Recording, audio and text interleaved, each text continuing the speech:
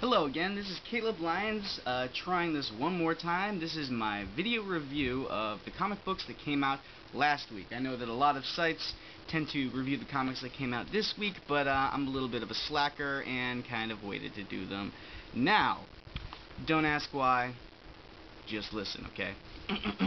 First off, we have a review of Astonishing XMen number 21. Joss Whedon does a great job again of writing this book, writing the X-Men characters, making them lovable, interesting, and wonderful once again.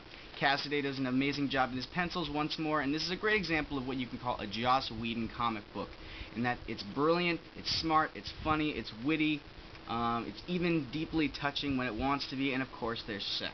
So it's awesome. The only problem is, like every Joss Whedon thing, you have to have read everything else that's come up to this point and fully comprehend it, and then finally you will be able to enjoy this. It's kind of like an acquired taste, but with more comic books and less alcohol. Moving right along. 100 Bullets came out last week and was, of course, amazing, number 83.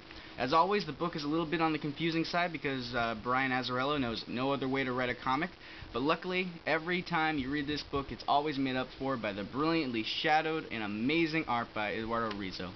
Eduardo Rizzo could be working with Brian Michael Bendis and I'd buy his book. He's that freaking good. He does everything great, amazing use of shadows, and again, he has to be the most underrated artist in the industry, and it's a damn shame because he's awesome.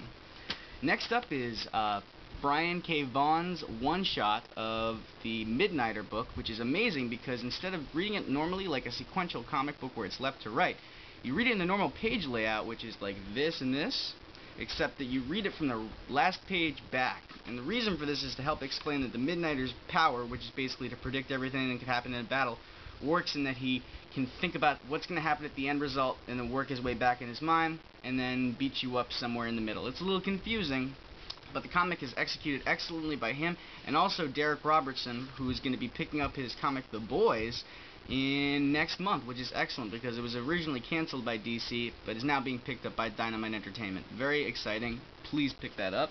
And finally, if anybody knows this band called My Chemical Romance, the lead singer Gerard Way decided to write a comic book and sucks.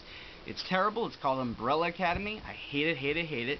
All it does is make you bored and unfortunately showcases the great art skill of both the cover artist James Jean, who did the cover to My Chemical Romance and does all the covers to the book Fables, which is awesome, and also the penciler is a guy named Gabriel Ba, who just finished a run on a book called Casanova with Matt Fraction, which was also pretty good.